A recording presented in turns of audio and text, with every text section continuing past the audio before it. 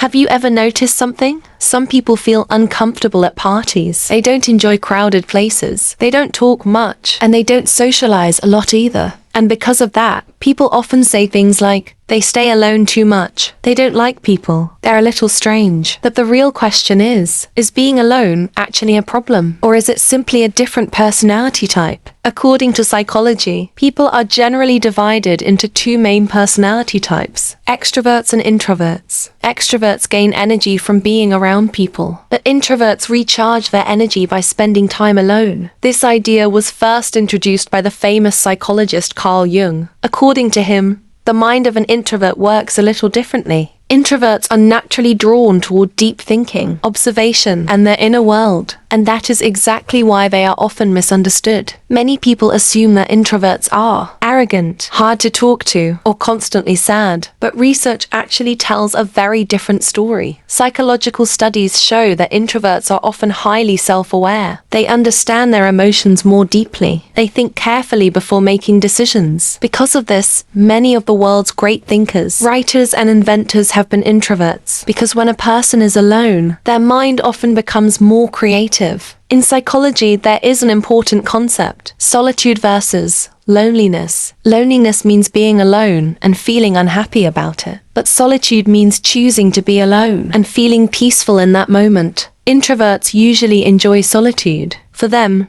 time alone is not wasted time. It is the time when they think deeply, learn new things, develop ideas, and understand themselves better. However, society often makes introverts feel like something is wrong with them. At school, at work, or during family gatherings, people often say things like, you should be more social, you need to talk more, try to mix with people. But psychologists say that introversion is not a weakness. It is simply a natural personality style. Research also shows that introverts often build deep friendships, are very loyal, and avoid superficial relationships. They don't need hundreds of people in their lives. Sometimes one or two genuine connections are enough. And here's another interesting fact. According to neuroscience research, the brains of introverts process dopamine stimulation differently from extroverts. This means that highly social environments, loud places, and constant interaction can make introverts feel mentally exhausted much faster. So when they take time to be alone, they are actually recovering their mental energy. But this doesn't mean introverts hate people. Not at all. They simply prefer meaningful conversations instead of small talk. They prefer deep connections instead of fake interactions. And maybe that's why introverts often see the world from a slightly different perspective. They observe more, they feel more deeply, and they think more carefully. Sometimes they even notice things that most people completely overlook. But there is one very important thing to understand. Being alone is healthy only when it is a choice. If someone stays alone because they are afraid of people, or because they experience intense anxiety, then that may not be introversion. Psychologists say that could be social anxiety. Introverts can socialize. They can talk to people.